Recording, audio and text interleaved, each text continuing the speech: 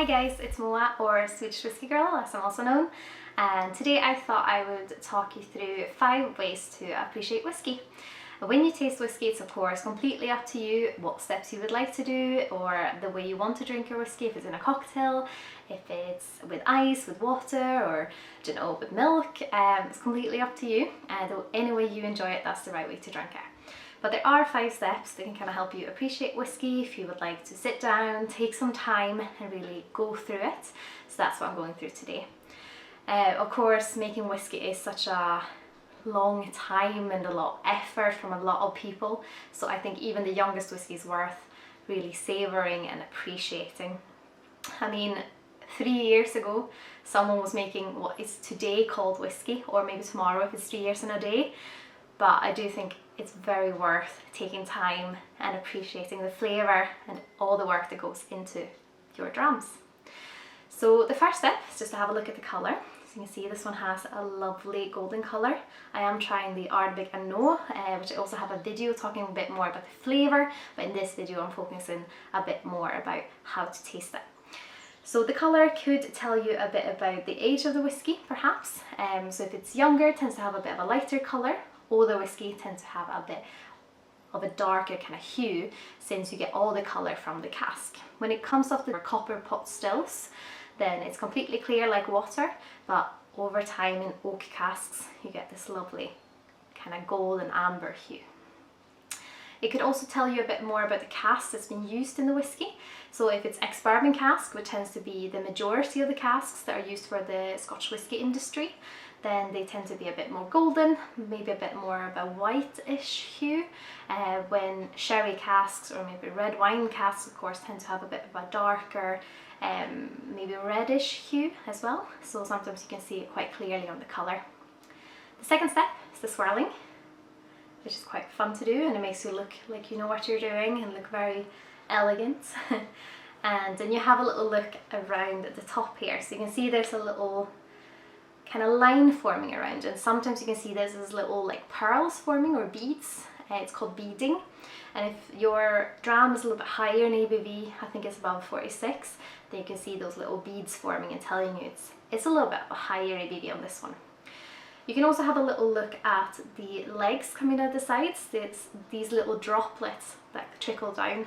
If they're a little bit lighter, maybe they are quicker and thinner. It could be a lighter bodied whiskey. If it's a little bit on the heavier side, it tends to be a bit slower and a little bit thicker as well. It can tell you a bit about the mouthfeel you might expect from the whiskey, and a little bit about maybe how your whiskey was made. There's a lot of factors that can affect this. So when you've had a little look at it, of course, time for nosing. And of course you can do it different ways. You can do it with your mouth closed, you can do it with your mouth open, but I would say try and go back and forwards to it a few times to give your nose a bit of a time to kind of adjust to the alcohol and for you to pick up different flavours or scents coming off. That smell lovely. I could do this all day. If you're starting out with whiskey or just kind of want to challenge yourself, you can have two different drams next to each other. You can nose them both and see if you like one better and why you like it better, what's the difference in them, and try to identify those different scents that you're getting, because it just makes it easier for you to try and pick up those scents the more you go on. It is quite difficult to identify flavours and scents when you're just starting out, but the more you do it, then practice makes perfect. And of course, the fourth step is trying your whiskey. And I would always recommend trying it on the front bit of your tongue, because that means you can pick up those lovely flavours instead of throwing it back on your palate, which people tend to do when they're taking a shot. So you actually miss your taste buds, and you can miss some of the flavours, and you also tend to just get that alcoholic burn down your throat. So I would sip it, try it on the front bit of your mouth, and you can of course swirl it around your palate to try and pick up all those lovely flavours. And in Scotland we say Slanjava, which means to good health, and in Sweden we say Skål.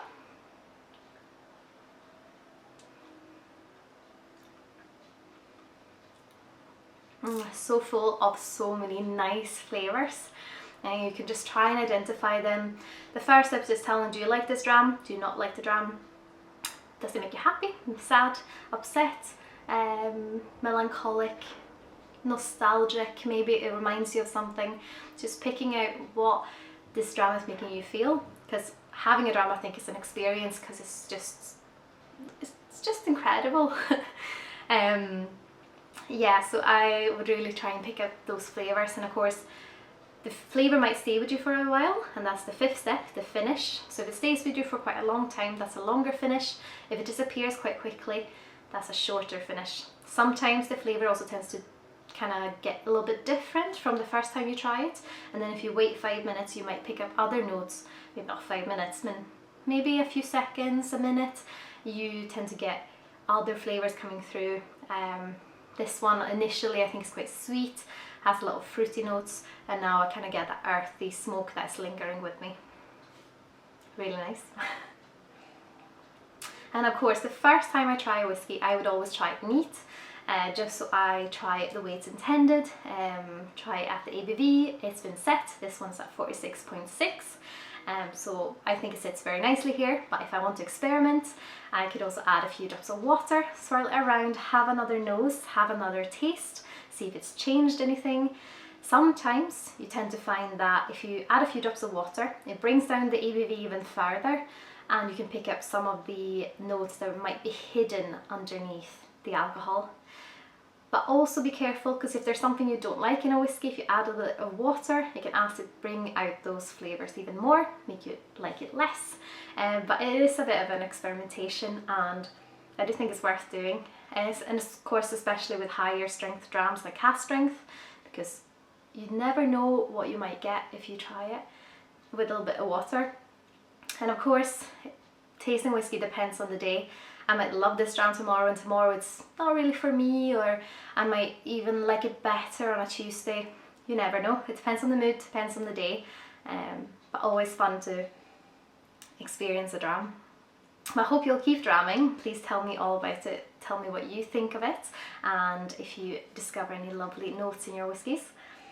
And if you have any questions, please let me know in the comment field below. Feel free to follow me on my social channels like Swedish Whiskey Girl on Instagram or on my website.